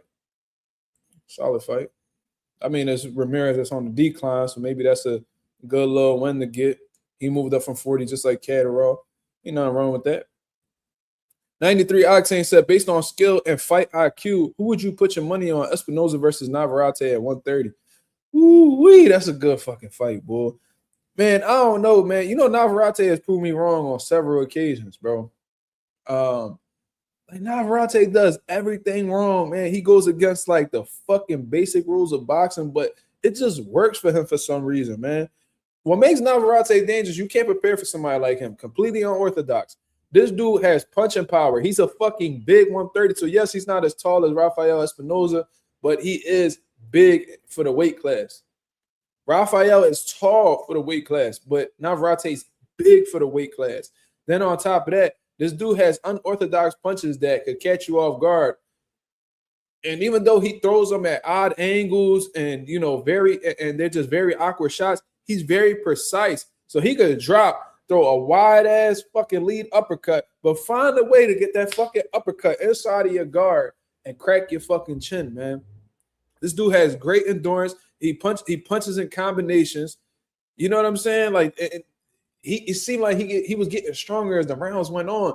And I don't know if you could give your credit to the strength and conditioning coach, the nutritionist, maybe both of them, in totality was able to take him to the next level. He beat the shit out of Sugar Nunez, bro. And then it was like his jab, he was like lunging in with his jab. So like overstepping with his jab, kind of crowding himself with the jab, but the jab was effective. It was just super weird watching him. I'm like, bro, like motherfuckers like I be like, yo, like this motherfucker, he making all the mistakes in the world, but it's like Navarat, I could tell when fighters watching me like, oh yeah, we can take advantage of this, and that. But then when you in there, it's different because you can see the confusion on these motherfuckers' faces while they fighting them. You know what I'm saying? Bella Faith went through. She said Navarat kind of boxed though his last fight. He measured Nunez well with the jab and was setting up that uppercut. Yeah, no, I'm saying like he was using his jab, right? And it was effective, but like he was like overcommitting, like he was sometimes he was like overcrowding his jab, and like his jab was like kind of lazy too. It was slow, but it worked. It worked. Like it was just I don't know, man. And then this dude he landed 48% of his power punches. Like a lot of motherfuckers can't do that. That's a big deal, man. That's a big deal. Like a lot of motherfuckers, even if you got somebody in front of you, there's not many people who can land at that percentage.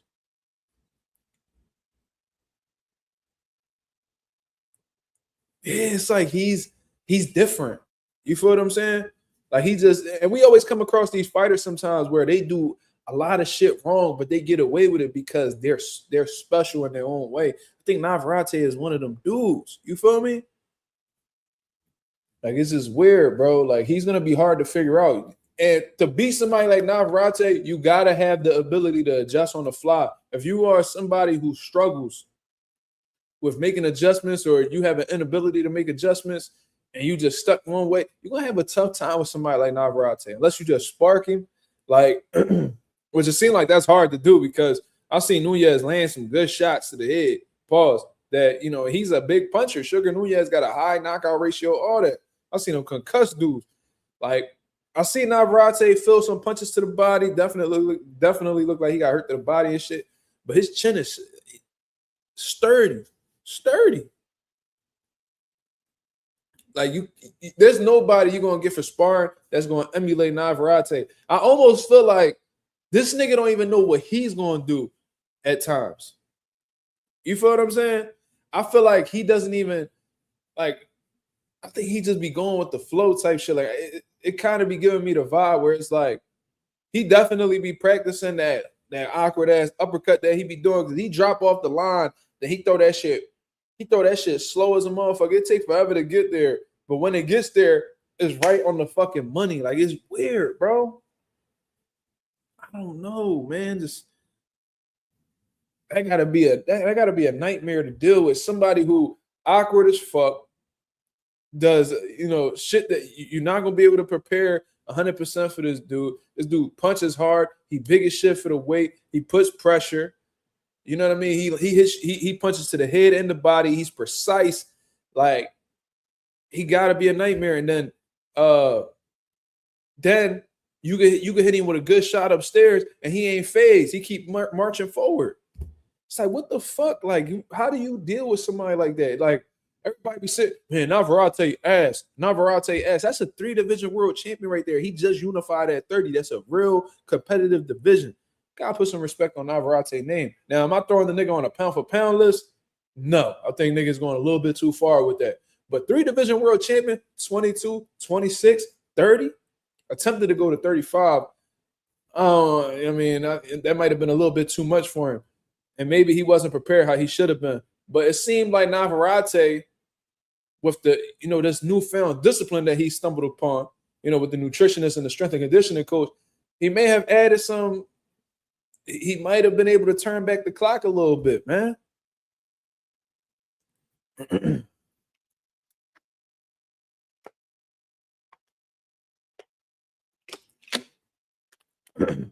Nah versus Espinoza would be a spectacle. I don't know, man. I might have to rock with Navarat, bro. Because I don't know if Espinoza ever dealt with somebody like Navarat. Unless this nigga just beats the dog shit out of Navarat, just he keeps him at range. But Navarat, he got a method to his madness, man. He do. And I haven't seen enough of Espinoza, to be honest, but when Navarat start ripping that body, I don't know how Espinoza, he good for letting his hands go and shit, but can he absorb that punishment like Navarat can? It may come down to durability, to be honest with you. We gonna see who more macho in this motherfucker. Yeah, he hired a nutritionist for the first time. I heard he hired a strength and conditioning coach too. And motherfuckers need to stop looking at people's body. Niggas need to stop looking at these Mexicans' body and then assume that they out of shape. Do y'all remember when Robert Easter and Mikey Garcia fought? Robert Easter flexing, he got abs, he chiseled the fuck up, and Mikey Garcia, he looked like he had a little soft midsection and all that, and Robert Easter pointing at his body and like, oh, look at him, he out of shape. Y'all be having these Mexicans fucked up, man. Yeah, their genetics ain't cut like yours. But y'all be having physique confused with conditioning, man. Y'all need to lead. Y'all need to stop assuming because these motherfuckers ain't ripped up that they ain't ready to go to war for 36 minutes. Y'all gotta relax, man. You seen what Mikey did to Robert. Y'all see what Mikey did to Robert Easter, man.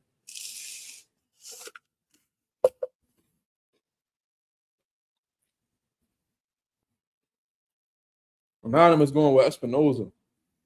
It's a good fucking fight, man. Good fight.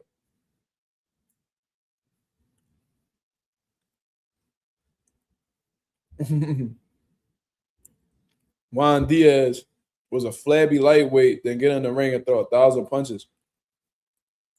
Mm-hmm. I was watching Brandon Rios the other day. He didn't look like he had the best physique neither, but guess what? That motherfucker dog you, especially in his prime at 140. He'll dog you. Like, that nigga will come to go to war with you. Y'all, seriously, I want to see Ray versus Shock, though.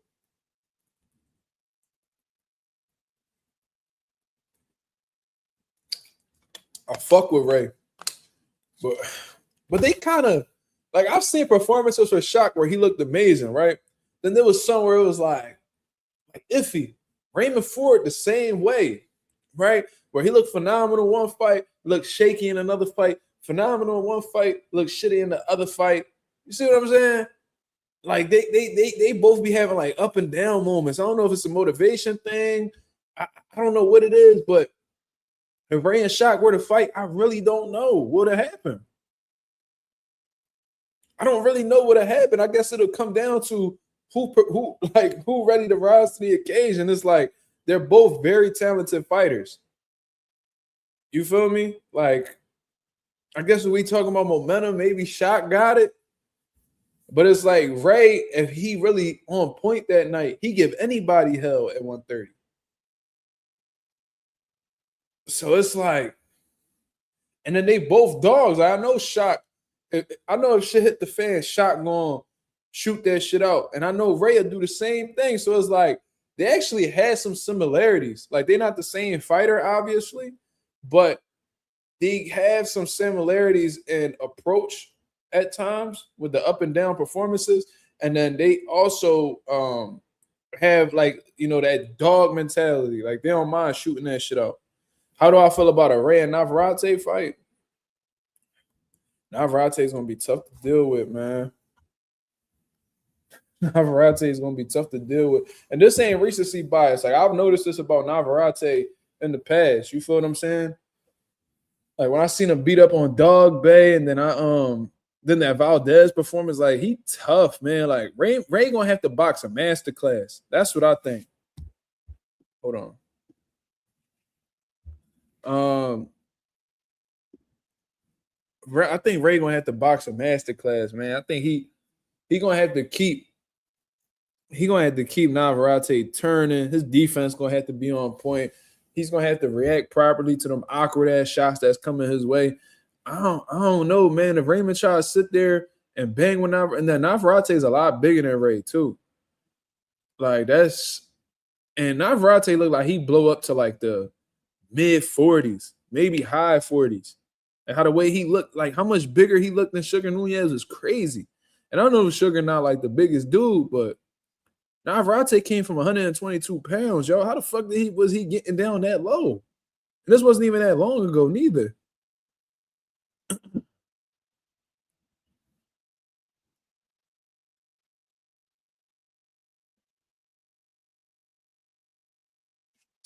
ETC in the building said, I just said the same shit on Greg Live. Damn near had to black out on some nigga that got in his feelings about my take. These bulls be emotional. See, there's people that disagree with me in the chat all the time. There's no reason to be emotional. As long as there's respect there and you actually have like a reasonable like argument for why you feel the way you do, what the fuck can I say? Like, motherfuckers be wanting you. See, that's how you know, like, whoever that was that you got into it with, bro, first of all, you shouldn't be blacking out on anybody.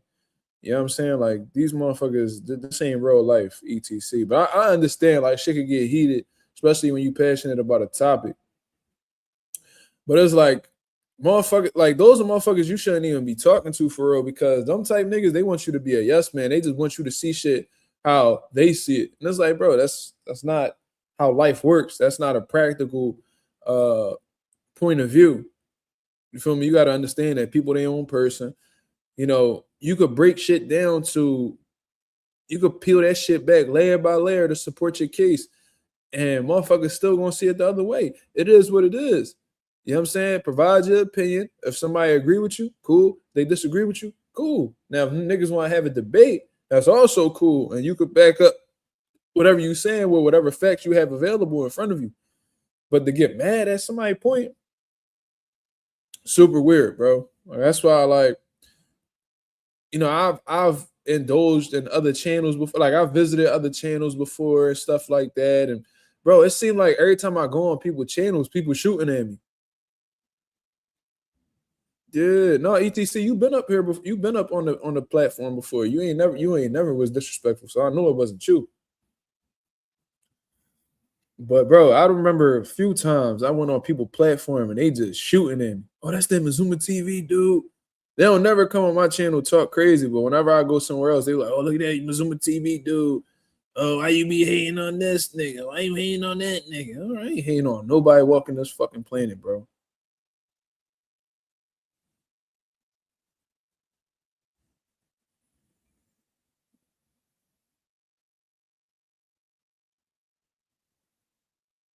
What you mean you can't be X, Fade? What that mean?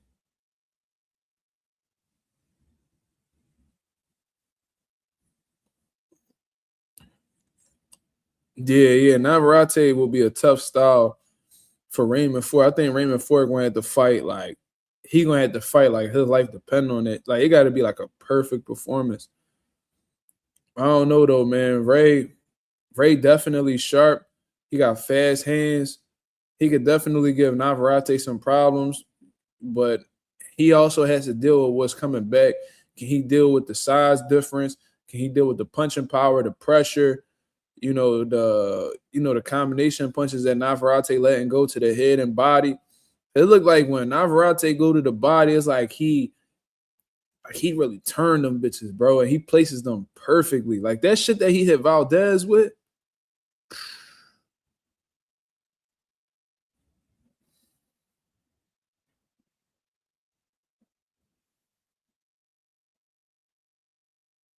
They think facts is hate. Well, if they can't differentiate the two, that's nobody that I should ever be having a conversation with. Ray puts his hands in his pocket sometimes, a little too hesitant for Navarrete. Yeah, you can't be hesitant with somebody like Navarrete. You almost gotta be willing to match his output. You know, for Navarat, bro, you gotta be able to box at a higher level. I feel like you gotta be able to box because he can be outboxed. You can outbox the man. But can you do it? There may be times where you may have to switch the approach up. You feel what I'm saying? Because there might be moments where you may be able to sit there, you know what I'm saying, and pushing back a little bit. But there's gonna be moments where he gonna catch a stride and get into a zone. Can you neutralize that zone? Can you get on your feet and box? Can you put the jab on him? Can you throw him off with your feints? Can you keep turning him? You know what I mean? Because he got some bad flaws, and they could definitely be taken advantage of. It just it takes a certain fighter to expose that. You know what I'm saying? So it's like you gotta work, man. Like you gotta keep your hands flowing. You know what I mean? You gotta keep making him reset his feet. As long as he's resetting his feet, he's not really in a position to punch. I mean, I never really seen Navarat like be able to punch as he's moving and shit. You know what I'm saying? So maybe I'm misreading Navarat from that stance. I really wasn't watching him that like closely. But he definitely could be outboxed. But you got to have this ability to adjust on the fly. You know, when Floyd was saying, oh, well, I could adjust to a fighter. I don't need to study fighter. I could adjust and win. A lot of people went ahead and they copy and pasted that slogan into their brains. But in reality, these niggas can't adjust. You know what I'm saying? Like, niggas got, like, 2 different approaches in their arsenal. And they're like, oh, I got the ability to adjust. It's like, bro, no. Navarat versus Suarez is next. That's his man, though. Yeah, Suarez deserves that because, to be honest, he got did dirty. He definitely got did dirty. Navarat should have lost that one, to be real. That was a punch. That wasn't no headbutt. So, to be real, Suarez should have been champion. He should have been in position to fight Sugar Nunez, but, it is what it is. Shit happens for a reason. And that mandatory would definitely be fired because, Suarez is going to be looking to prove himself. And with Navarat, strength and conditioning coach and his nutritionist, you know what I'm saying? Maybe, he has a newfound confidence and he feel like he is, with this newfound focus or whatever you want to call it, he's going to be able to right his wrongs with Suarez, I guess.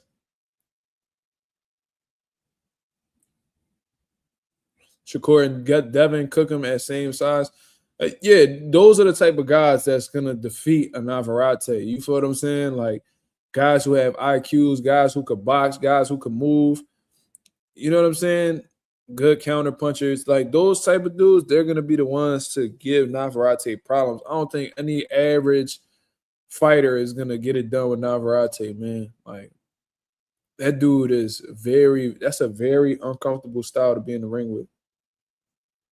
How did Dennis even beat him? I don't know, man. It could have been a variety of things. Maybe he had a bad training camp. Possibly could have been maybe 135. He just isn't himself. Like, you can go up too heavy in weight and not perform at a high level. Like I said, this dude, Navarat, won his first world title at 122. So, you know what I'm saying? Maybe 135 was a little bit too extreme for him. It could be a variety of things. I never heard what Navarat had to say about it, but I don't know, man.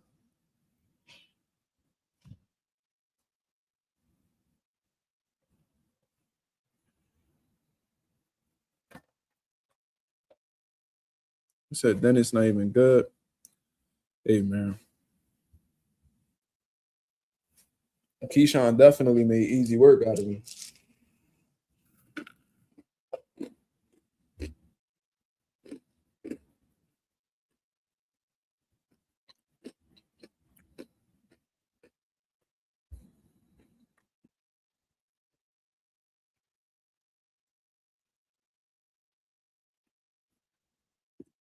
My boy Trick's in the building. Put up real quick.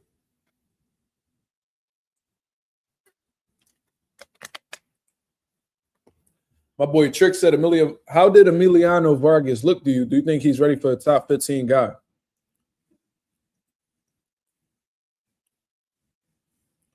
Anonymous, who are you talking about? Who said he was trash?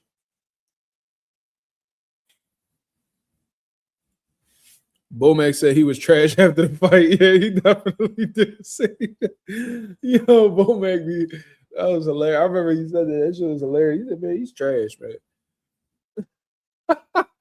Anyways, to go back to Trick's question. Bomac definitely said that. I remember that.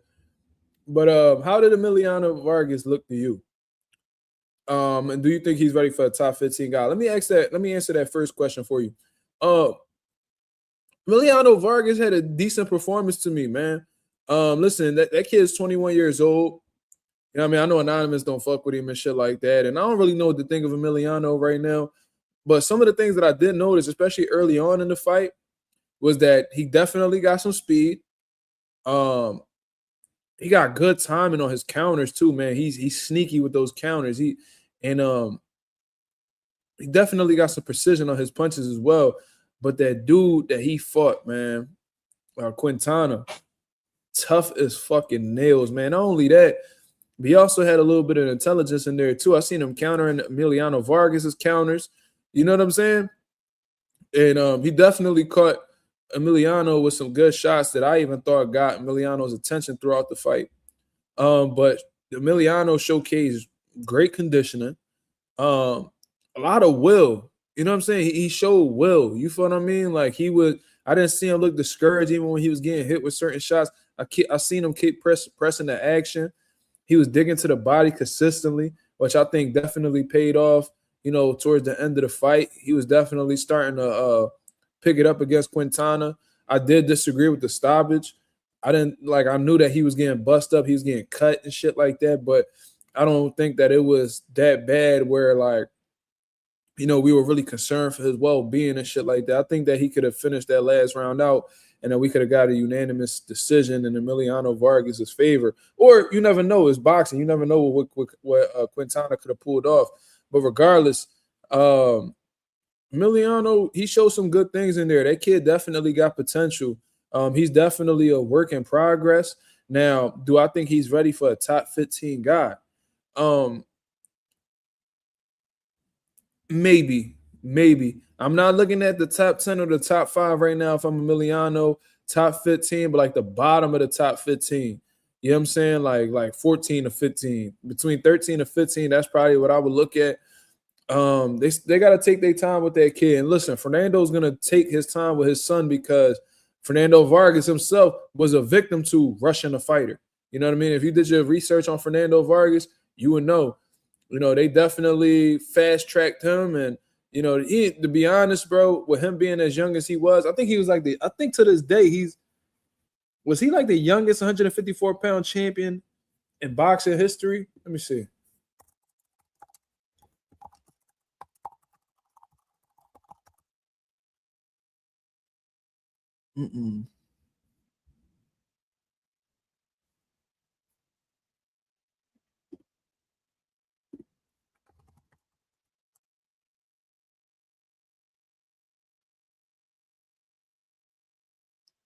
I thought Fernando Vargas was they're saying Wilfred Benitez. He got that shit at 22 years old. Damn, what they say about Fernando Vargas then?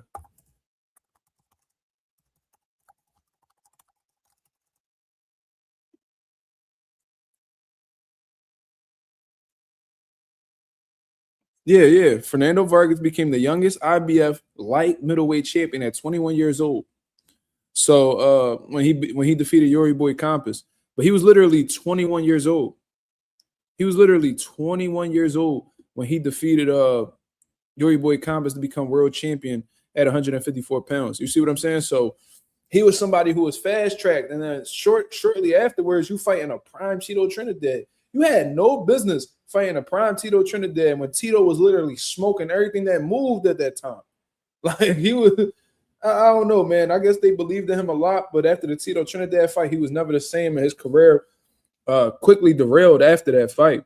And I think that, you learn from your mistakes, obviously, and you may have experienced it, so you don't want your kids to experience it. So they're gonna take their time molding Emiliano. You know what I mean? They're not in no rush.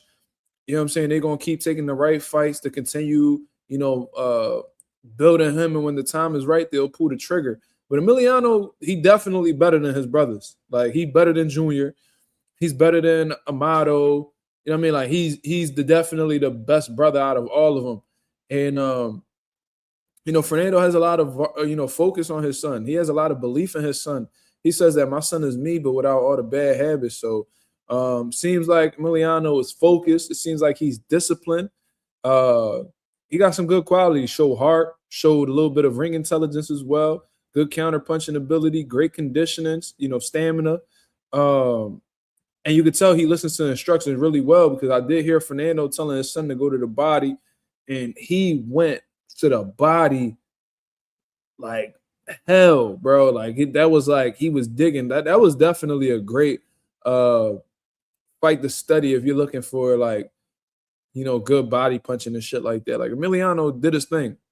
Definitely did his thing. But top 15, maybe. You know what I'm saying? Yeah, I would look at like the bottom of the top 15. You feel me? But I was hearing like Emiliano might face like a former world champion. A lot of people speculating that it might be Julius Ndongo or Richard Comey. I don't know. But them guys are well past their prime, both of them. So I wouldn't be surprised if Emiliano took that opportunity to beat up on one of them older guys and send them on their way.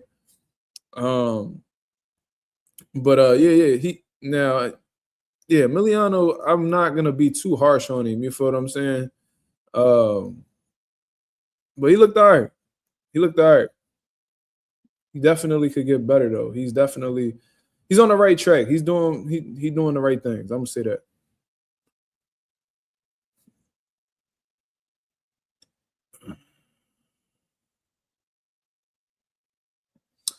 Live for the faith. Do you think David Morrell needs to drop down to 168? I do think that he was a bit more dangerous at 168. I think his power was a lot better at 68. Seemed like his momentum was a lot better at 68 too. At 175, like he lost, he had a tough fight with Hot Rod. Then he lost to David Benavidez. Then he had a tough fight with Katiev. Now he's about to face Callum Smith, who definitely ain't a joke. So I don't know how that fight's gonna go.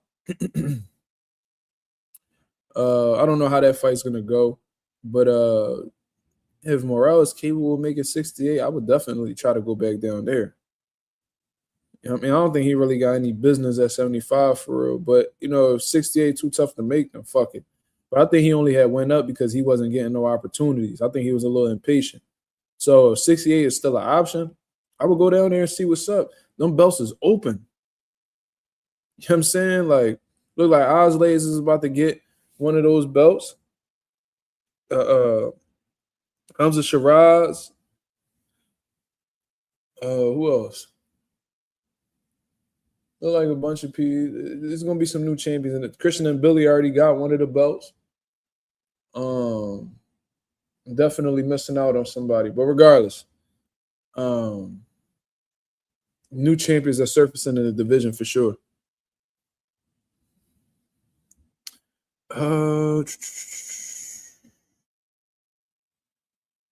Resendiz got one too. Yep. Shout out to Resendiz. Completely slipped my mind. We were just talking about him.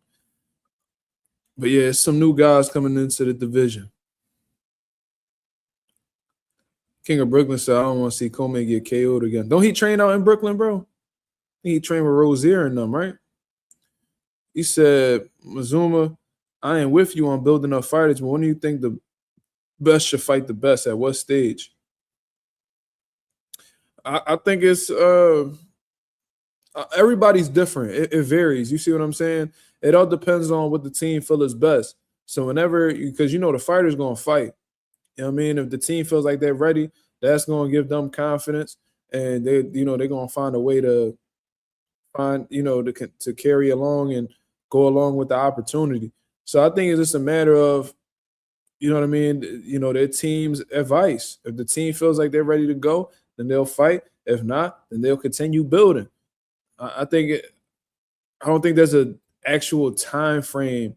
You know what I'm saying? I don't think there's necessarily a stage. It's just like, do we like our chances going into these elite level fights? If we do, we'll pursue it. If not, you know what I mean, we gotta do some reassessing. We gotta keep building. You feel me? So who you think wins a Shaq and Ray 4? I already had spoke on that. I genuinely don't know, man. You know, both of the inconsistencies in the ring, I just don't know what version. I don't know what version we're gonna get of Shaq or Ray. So, you know what I'm saying? That could be looked at as a 50-50. When Raymond Ford on his shit, he gives anybody hell. When Shaq is on his shit, he gives anybody hell. There's definitely some dislike between the two. Look like getting a little bit personal. You know what I mean? They're not really too fond of each other, so maybe that'll make them train hard. You know what I mean? And possibly perform to the best of their abilities. If they're both at their best in the ring at the same time, that's going to be an amazing fight. An amazing fight.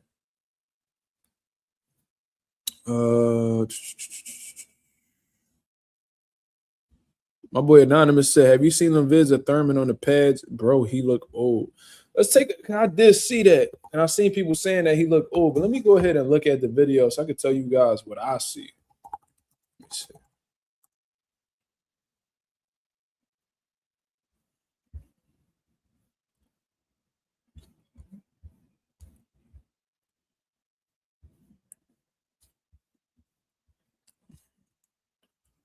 Okay. So this was back on February 25th. So let's go ahead and share this so y'all can see what I see.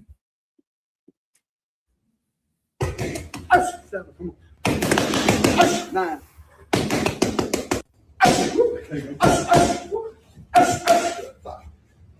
Damn, Keith, you in there training in a fucking facility that ain't got no ceilings?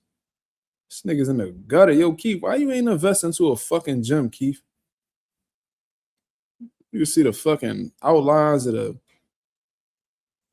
metal pipes and shit like that. Smoke detectors probably disconnected, all that. Damn, Keith. 7, come on. 9. Those do look like some like 18-ounce, maybe 20-ounce boxing gloves. So that probably is why he looks slow, to be honest with you. But look, man, Keith Thurman, very injury prone. You know what I'm saying? What he like? Keith Thurman got to be like 36, 37, maybe 38. How old is Keith? Keith 37 years old. So, yeah, man, you know what I mean? When you injury prone, when you inactive like Keith, you know what I mean? You definitely going to slow down. There ain't no doubt. Maybe that nigga cut his hair and that fucked with some of his abilities. I don't know. But, yeah, he definitely don't look as fast and explosive as he usually did on the pads.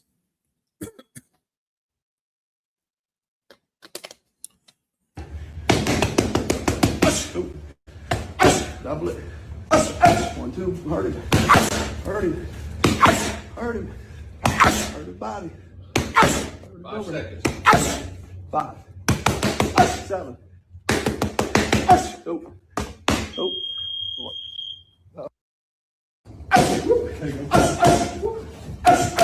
5. 7. Come on. 9. Nope. Double it. 1, 2. Hurt it. Well, I'm going to say this. What I am going to say is pad work could be very misleading. I've seen fighters who look absolutely phenomenal on the pads and look absolutely shitty in fights. Like, they don't do none of that shit that they was doing on the pad work. I've spoken on that a few times. But I've also seen the opposite, where fighters look absolutely horrible on the pads, but then when they fight, they look solid. They look great. They look good. So I haven't really studied much of like Keith Thurman's pad work to really see how the way he looks. I haven't really paid attention much to his training either. But I don't put much stock. What I'm trying to say is, as a boxing coach and what I've experienced in the game, I don't really put too much stock in the pad work. Like, I've seen people, like I said, I've had my fighters fight guys that we watching them do pad work as they warming up, like for the actual fight. I'm like, all right, this might be a little tough one because this dude look fast and they're like, he got good reflex. Then when he in the ring, it's easy work. Or I'll see somebody doing like some pad work on the pads and it look like something real simple. I'm like, all right, well, he looks slow. But then when he get in the ring, he actually got a little something that we got to adjust to. So could Keith be getting old? Absolutely. Injury prone, inactive, 37 years old. All of that shit put together could really be a recipe for disaster. But you know what I'm saying? Maybe the pad word's misleading. We won't know until they rumble. Bella said, "Yeah, I really think he's doing his best." I mean, I don't know. We can assume that it's not his best, but maybe it is. You never really know. The only thing we're going to know about is the end result. And that fight's coming up, man. That fight's coming up. I ain't going to lie. Like, a lot of people weren't really looking forward to Thurman and Fundora, but, bro, I ain't going to lie. I want to see what Keith could do. The problem is if he gets that belt, I know he going to be on bullshit, man. Like, I know he going to hold on to that motherfucker and he going to be flexing on everybody and, overcomplicating things, man. Like, just, I already know. Like, he going to try to shit on Boots and, you know what I'm saying? Like, he not going to fight nobody. He probably going to switch up on Errol again because, remember, he was flexing on Earl, but then when the tables turned, he was begging Errol for a fight. When Earl get it popping, possibly in Australia against Tim Tszyu, and if he beats Tim Tszyu, whatever, you already know he gonna be like, oh, Errol Spence ain't won. What's up, son? What's up, son? You don't want to fight, son? You ain't gonna get this belt, son. Like, I can already see that shit. The Notorious in the building. He said, Mazuma, did you see Sean Haney fight versus Ryan Cousin? I thought Sean won that fight. What do you think? I saw it, and I thought, shit, I probably got the rounds wrong, but I think I gave Sean the first and the third. You know what I'm saying? I thought he won pretty convincingly, but like I said, that's the amateurs for you. Y'all niggas think the pros? Y'all think the pros is fucked up? Y'all think the pros is corrupt? Wait till y'all motherfuckers get in the amateurs, man. If y'all ever do.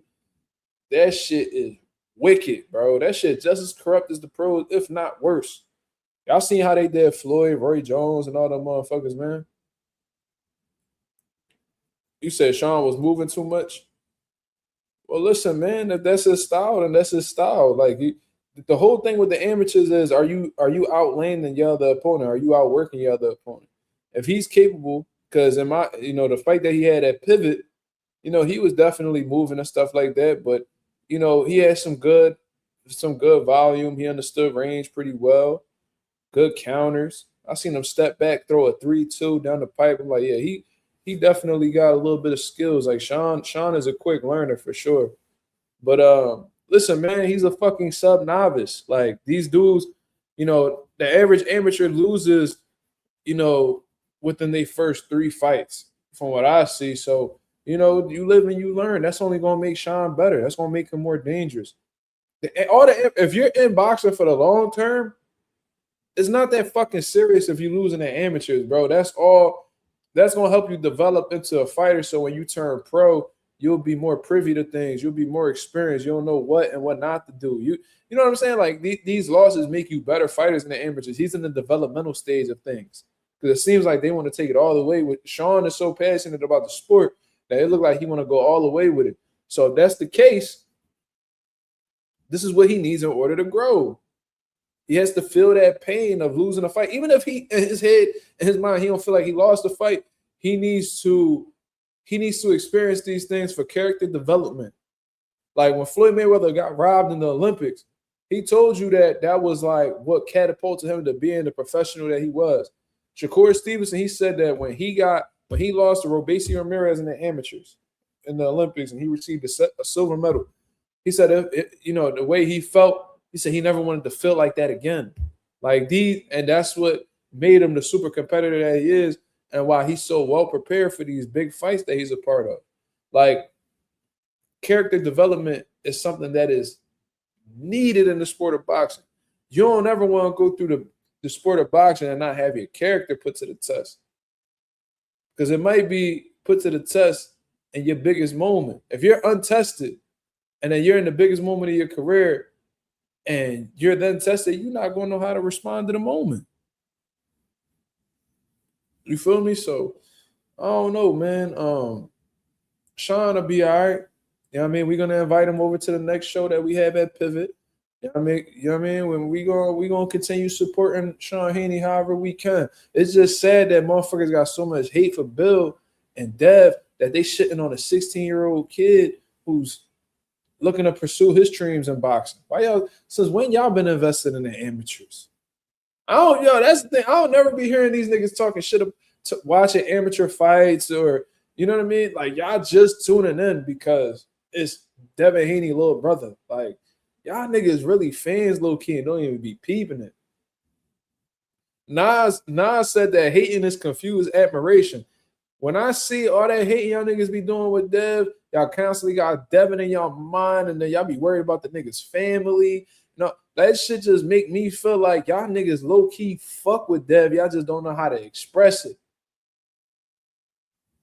Like, that's a 16-year-old kid and man, that kid swear he's tough and bro, that's his business. Mind your business, nigga. He ain't antagonizing you. Why you worried about it? And if he a kid and he challenging grown men, you know what I mean? That's something he got to deal with. Why you so worried about how this nigga moving outside the ring?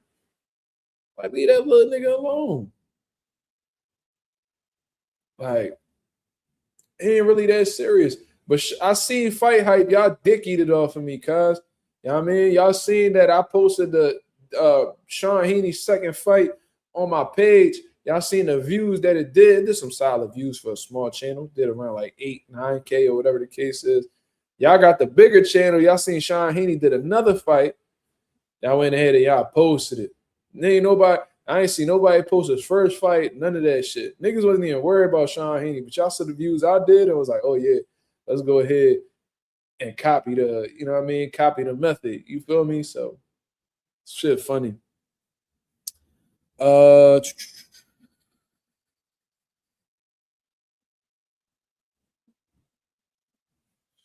Pro Up Dan said Bill was screaming, keep punching in the clinch. Yeah, just because you in the clinch don't mean that you stop throwing. Maybe Sean got to work on his inside game. They'll figure it out. Ain't nothing. That ain't for me to decide. That's up to Bill. That's his coach. Octane in the building. He said, are you familiar with Rico Verhoeven?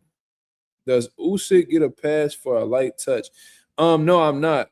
I seen the poster that's been going around. I heard that Usyk's fighting him. I think in Giza or some shit like that.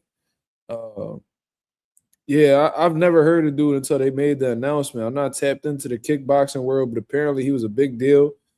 So look, this is another crossover fight. You feel me? Like it's another crossover fight. No different than Conor and Floyd and James Toney versus Randy Couture. I think he fought Randy Couture and what we had like Francis Ngannou versus Fury, Francis Ngannou versus Anthony Joshua. Like it's a crossover fight. Jake Paul versus all these other MMA guys that he fought. It's the same shit, y'all. It's the same shit. It's no different. That they're doing it because they, like I said, they want to be known for entertainment. Like, Turkey and them, they want to put on, they're not just big on the sport of boxing itself. They want to put on things that are going to cater towards people's entertainment side. How can we make this entertainment? Okay, let's take a kickboxer and have them match him up with a pro boxer, and let's put them in a pro boxing ring and see what they do. They're trying to merge both worlds together for people's entertainment. It is what it is. Like, that's just the type time they on. Like, Usyk could have easily fought fucking he could have definitely locked in a fight with Fabio Wardley. You know what I mean? It became undisputed again before Fabio signed with Dubois. I mean, it was, he could have did that, or he could have fought Pacquiao. But for some reason, they feel like this Rico dude is more of a quality fight or more of a relevant fight. Why? I don't fucking know. But it is what it is. I mean, that's just what they got going on over there. EJ Pacquiao versus Usyk would have been a way better fight. It's sad that Pacquiao can't get his fucking opportunity at a WBC belt. Like, why are they not mandating this fight? Like, how long this motherfucker gonna be the interim champion?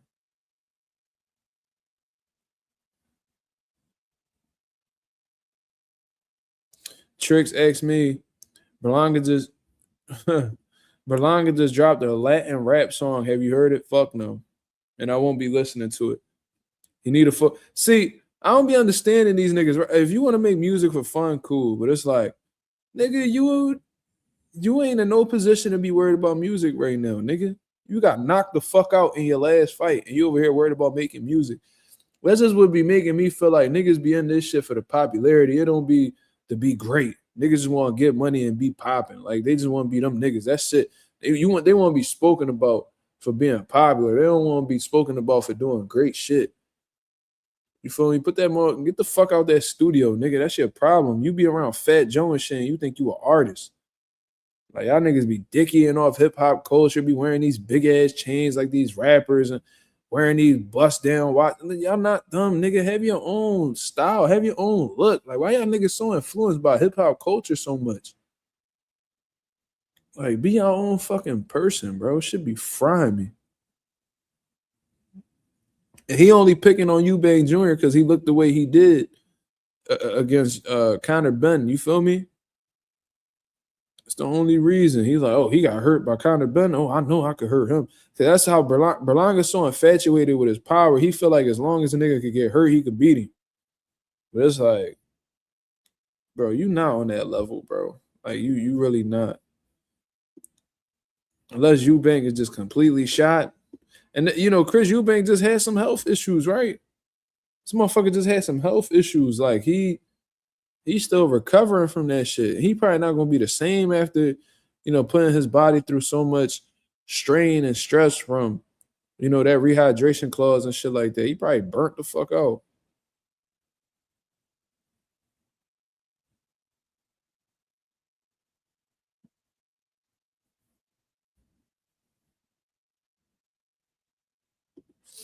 Anonymous said Benavidez said in an interview that he thinks Berlanga doesn't train as hard as he should, and I think he's right. I mean, that could definitely be why. It could be his coaching, maybe just maybe because Benavidez be doing like 12-week training camps. He speaks about it all the time. Maybe Berlanga's just not on that level because you could train your ass off. You could have everything that this world could offer you to have a superb training camp. But if you're not here with it, because this is a lot of this shit is mental, man. A lot of this shit, you got to be intelligent to really last in this sport. The smartest survives in this shit, right? Floyd be like, yo, I'm not the fastest. I'm not the biggest punch. I don't have the most power in it, but I'm the most intelligent. And when thriving at an elite level requires a certain level of intelligence. Some people got it, some people don't. Regardless of how much they train and shit, maybe Berlanga's just not that good. I don't know why. Like, training isn't gonna make everybody a spectacular fighter. I don't think Berlanga's that good. Decent power, good speed. You know what I mean? He got some experience. He was a solid amateur from what I heard, but that don't necessarily equate to you being this elite level guy in the pros. I just don't think I don't think they took the right steps. I don't think he took the right steps early on in his career to help him get ready for a world title level. He wasn't learning nothing from knocking all them dudes out in the first round.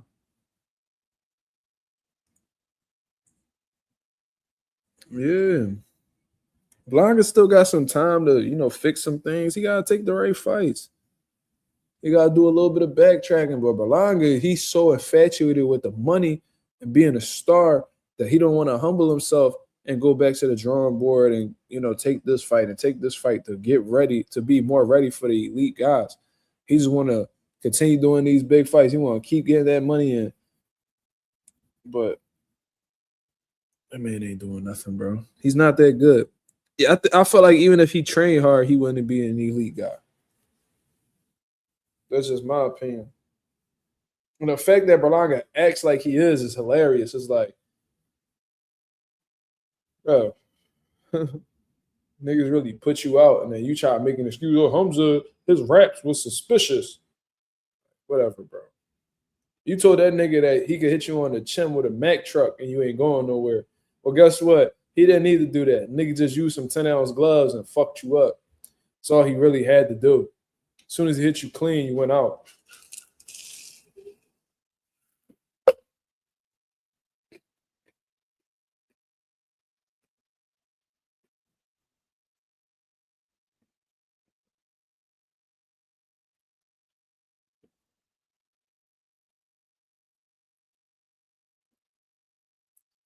Bella said, does Berlanga have a promoter? I don't even know. I don't think so. I think he's been dealing directly with Turkey.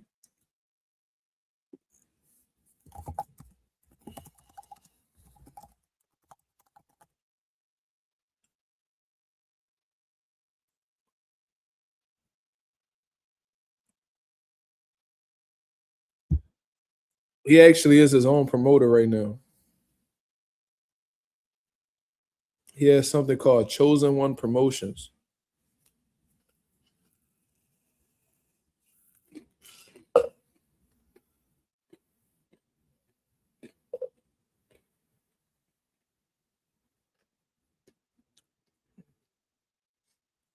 I mean, if he could deal directly with Turkey Al-Sheikh, you don't really need a promoter. Or maybe he'll sign with Zuffa. Who knows? Probably be the closest belt he could get right now, the Zuffa belt.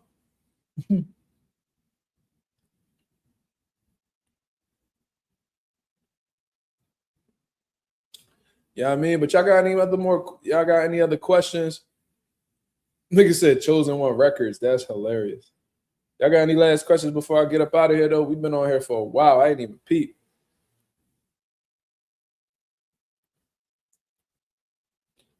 He burned his bridges. Did he burn his bridges with Turkey, though? Probably. Probably Turkey was like, I don't even fuck with this nigga. I'm going to just line him up for Hamza to knock him out, then I'm going to kick him to the curb. But if he signed with Zuffa,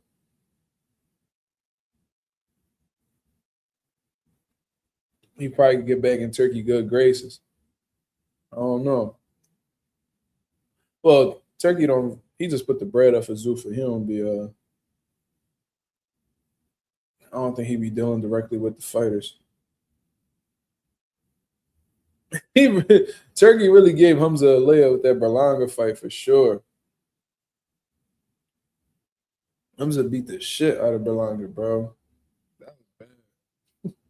Nigga falling all over the place. He got knocked down the first time. That John was pretty bad. That was a solid knockdown. The second one was so ugly. I'm like, bro, I don't know why y'all let that nigga get up after that.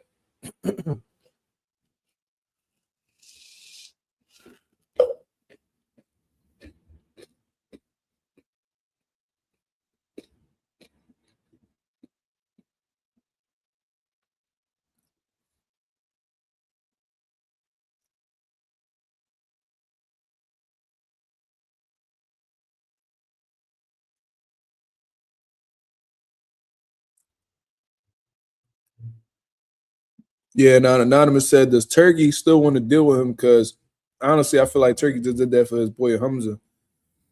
Yeah, that might very well be the situation. But what I'm gonna say is, I think Turkey did the same shit for Tio. Like, I think Turkey the type dude that if he don't fuck with you, or if he feel like he really don't like you, like on a personal level, he gonna be looking to make an example out of you. And once he embarrasses you, or once he gets you a L, he don't really care too much for you anymore. I think that's what he did with Tio. I swear to God. I still to this day feel like Turkey don't fuck with T.O. T.O. disrespected him. You know what I mean? Disrespected his religion and all that shit. So he was like, you know what? I'm going to play this one cool. I know Shakur going to whoop this nigga ass if they fight. So let me go ahead, make this fight, make it seem like, you know, befriend T.O., you know what I mean? Butter him up, pause, whatever the case is, then line him up with T.O. Line him up with Shakur. Shakur beats him. You know what I mean? Now his stock down to the, you know, floor and shit like that. Then we could just say fuck T.O. and go about our way, unless we want to line him up with another fight so he can lose again. That's what I think. But 93 Octane said Hamza didn't capitalize off of that win, lost his momentum. You think so? Hamza about to fight for a world title next.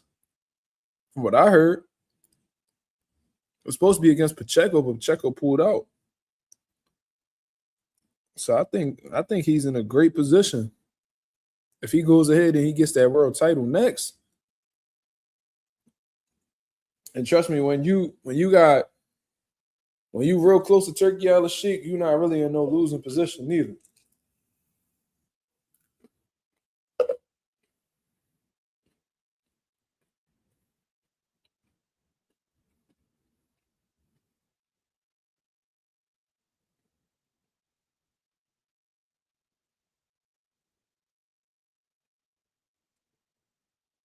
So it is what it is.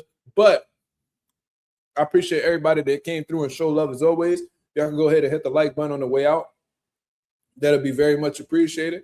I'm going to go ahead and get me some rest because I got a long week ahead of me. So shout out to the nation. Shout out to the mob. I'll be back at y'all with another live 10:30 p.m. Eastern Standard Time to continue cooking up on what's going on in the boxing world. Until then, I hope you guys have a blessed, beautiful one. I'm up out of here, man. Peace.